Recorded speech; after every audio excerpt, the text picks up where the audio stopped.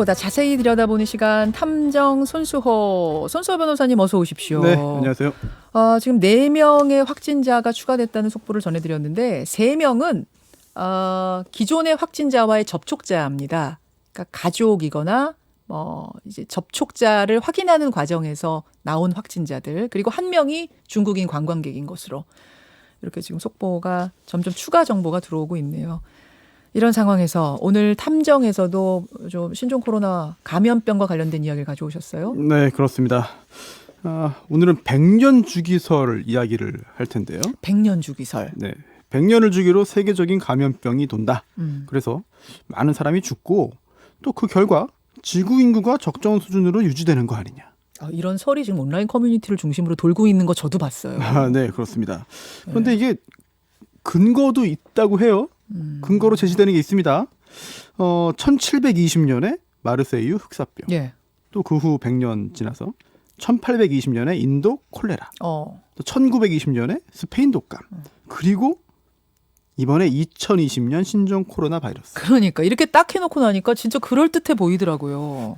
그렇습니다. 이게 근거 있는 이야기라면, 정말 그럴듯한 이야기라면 이번에도 예전 스페인 독감이나 흑사병처럼 심각하게 퍼질 수 있다는 얘기로 이게 전개가 되는 거잖아요. 온라인에서 이런 이야기 나누면서 불안해하는 분들이 꽤 있거든요. 맞아요. 네, 그래서 오늘은요, 이 감염병 100년 주기설이 근거 있는 이야기인가, 믿을 수 있는 말인가 한번 좀 살펴보겠습니다. 자, 근거를 좀 찾아보려고 하면은 우리가 전의 이야기부터 좀 가야 되지 않겠습니까? 네, 그렇습니다. 첫 번째는요, 이제 마르세유 흑사병이에요. 예. 1720년 5월에 프랑스 남부에 있는 마르세유에 그 배 한 척이 들어옵니다. 그런데 이 배가요, 그 트리폴리 또 키프로스 지역을 거쳐서 왔는데 불행히도 패스트균이 전달되고 말았습니다. 패스트균이 이제 흑사병을 일으키는 건데 네. 그 균이 배에 실려서 들어온 거예요. 그렇습니다. 결국 마르세유에 흑사병이 발생했고요. 예. 사람들이 빠른 속도로 죽기 시작했죠.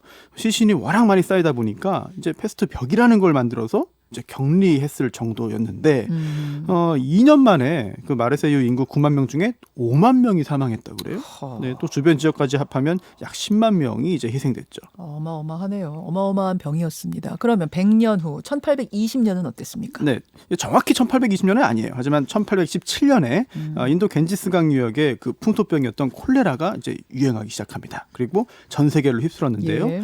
인도 콜카타 지역에 있던 인도군인 5천 명이 일주일 만에 이제 희생됐고요. 일주일 만에 5천 명이요? 네, 굉장히 빠르게 이제 진행된 거고, 또 1819년에 유럽, 또 그 다음해에는 중국에까지 상륙합니다. 예. 또 더욱 놀라운 일은요, 그 이듬해인 1821년에는 우리나라에도 기록이 남아 있어요. 조선에. 네, 그래서 조선 당시에 그 황해 감사 이용수가 이제 보고한 기록이 있는데요.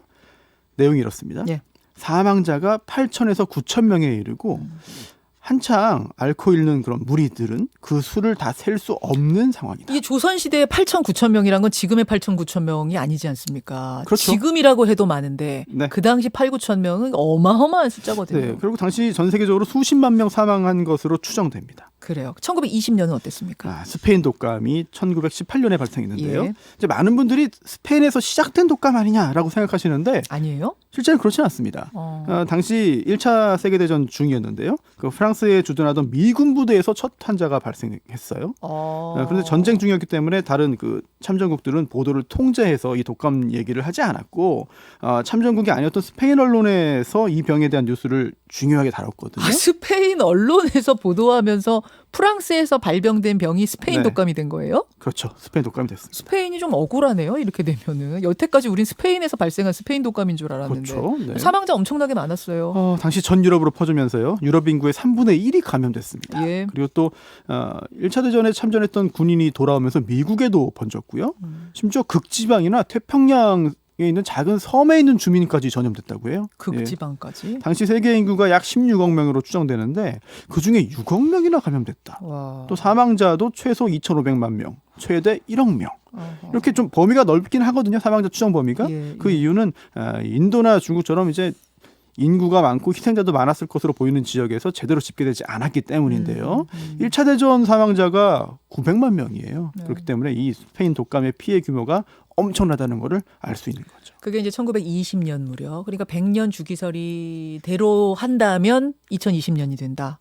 무섭다 이렇게 되는 거잖아요. 네, 그렇습니다. 예, 예. 뭐 그런데 지금 제가 설명드린 것만 보면 100년 만에 이런 일이 또 생겼어? 큰일 났네라는 생각할 수 있는데 하지만 또 다른 각도에서 보면은 이제 반박할 만한 이야기도 많이 있습니다. 자, 100년 주기설을 그럼 반박하는 근거들을 한번 찾아보죠. 네, 우선 첫 번째는요. 이 10만 명이 사망한 1720년 이 마르세유 흑사병 얘기했는데 예. 사실 흑사병이 더 크게 번진 적도 있어요. 그래요? 예, 14세기 당시 그 유럽 전체 인구의 3분의 1에 달하는 7,500만에서 2억 명이 사망한 것으로 추정되거든요. 또 그 후에도 몇 차례 더 유행했습니다. 뭐 1600년대 중반에도 영국 런던 인구의 20%가 흑사병으로 사망하고 또 19세기 말에도 중국에서 대유행하고 이런 경우가 있었기 때문에 굳이 1720년의 유행만 부각시키는 거는 글쎄요, 뭐 논리적이진 않을 수 있죠. 자, 감염병 100년 주기설을 반박하는 두 번째 근거는 네, 다른 주기설도 얼마든지 만들 수 있다. 그게 무슨 말씀이세요? 한번 들어보시죠. 예. 2002년에 사스가 유행했습니다. 유행했죠. 1981년에는 또 에이즈가 처음으로 발견됐습니다. 1962년에는 탄자니아에서 이제 웃음 전염병이라고 하는 병이 또 유행했습니다. 웃음 전염병이 뭐예요? 이게 그 웃음을 이제 시작해서 멈추지 못하면 발작 일으키는 그런 증상이 전염되는 병인데요. 진짜 웃음 전염병이라는 게 있어요? 근데 이게 사실 세균이나 그 바이러스에 의한 게 아니고 이제 심인성 질환으로 추정되긴 합니다만. 근데 어쨌든 유행했다. 네, 어쨌든 이제 20년을 맞추기 위해서 하는 겁니다. 예, 네. 예. 또 1940년 초반에는 장티푸스로 수십만 명 사망하고 또 20년 주기설 만들 수 있거든요. 만들려면 얼마든지 만든다. 네, 병이란 건 늘 있으니까. 70년 주기설도 가능해요. 네, 다 만들 수 있어요. 뭐. 예. 그럴 수 있게 한번 만들어 보시겠어요? 네, 2014년에 남수단 에볼라 바이러스 유행했잖아요. 예. 수천 명 사망했어요. 안타까운 일입니다. 그런데 또 70년 전으로 가면은 1944년 유럽에서 장티푸스, 발진티푸스가 또 대유행합니다. 또 70년 더 앞으로 가볼까요? 1875년 이게 피지 제도에서 홍역 유행해서 주민의 20%가 사망했고요. 예. 또 70년 가보죠. 1805년 서아프리아 뇌수막염 유행했어요. 참 뭐 이렇게 만들려고 마음 먹으니까 얼마든지 다양한 주기설이 다양하게 나올 수가 있군요. 네, 그렇습니다. 또 세 번째는요. 우연만 있고 필연은 없다. 그건 무슨 말씀이세요? 100년 주기에 이런 큰 감염병이 실제 있었지만 있다 하더라도 그 사건 사이의 인과관계는 없지 않나요? 그렇죠. 네네. 그러네요. 흑사병이 100년 후에 유행한 콜레라에 영향을 준 것도 아니잖아요. 그거 일으킨 것도 아니고. 네, 또 콜레라가 또 스페인 독감에 직접 영향 준 것도 아니고. 네. 우리가 모르는 아주 간접적인 영향이 있었을지 모르겠지만 직접적인 건 보이지 않잖아요. 없어요. 네, 없어요. 단순한 우연 아니냐. 100년 주기설 너무 부풀려졌다. 이거 근거 없다라고 하는 네 번째 이유는? 네, 더 이상 대재앙은 없지 않겠느냐. 너무 단정적으로 말씀하시는 거 아니에요? 네, 물론 이 14세기 흑사병으로 유럽 인구 3분의 1이 죽었고 또 스페인 독감으로 최대 1억 명이 죽었다고 하지만 이제는 그럴 가능성은 낮지 않느냐 싶은 건데 일단 이번 세기 들어와서 유행한 감염병으로 인한 사망 조사를 좀 확인을 해보죠. 2002년과 2003년 사이에 사스 공식 사망자 수가 774명입니다. 사스가. 예, 그리고 2009년에서 2010년 사이에 유행한 이제 서아프리카 뇌수막염은 1,200명을 조금 넘습니다. 예. 그리고 2011년부터 유행하는 콩고 홍역 사망자가 4,500명 중반대고요. 에볼라 바이러스는요? 4,800명을 조금 넘습니다. 신종플루. 2만 명이 조금 안 되고요. 메르스는요? 네, 2015년 그 메르스는 521명인데요. 그리고 신종 코로나 바이러스 이번 신종 코로나 바이러스로 인한 사망자도 아직까지 500명이 조금 안 되는 수준으로 알려져 있는데요. 그렇죠. 네. 물론 최근에 발생한 감염병도 심각한 건 맞아요. 예, 방심하면 안 되고 당연히 무시해도 안 됩니다. 최선을 다해서 조치를 하고 대비해야죠. 하지만 과거와 좀 비교해 볼까요? 61년 콜레라는 사망자가 57만 명, 68년 홍콩 독감은 100만 명, 57년 아시아 독감은 200만 명. 이런 사례와 비교하면요. 21세기 들어서 발생한 이런 감염병 사망자 숫자는 상당히 크게 아주 극적으로 줄어들었다고 볼 수 있습니다. 전염병이 뭐 더 약해졌다 그 의미가 아니라 우리의 방역 수준이라든지 의료 수준이 그보다 훨씬 높아졌기 때문이다 그 말씀인 거죠? 네, 그렇습니다. 물론 이제 인류가 전혀 예측하지 못한 엄청난 감염병이 등장할 가능성도 뭐 누가 알 수 있겠어요? 그렇죠. 완전히 배제할 수 없죠.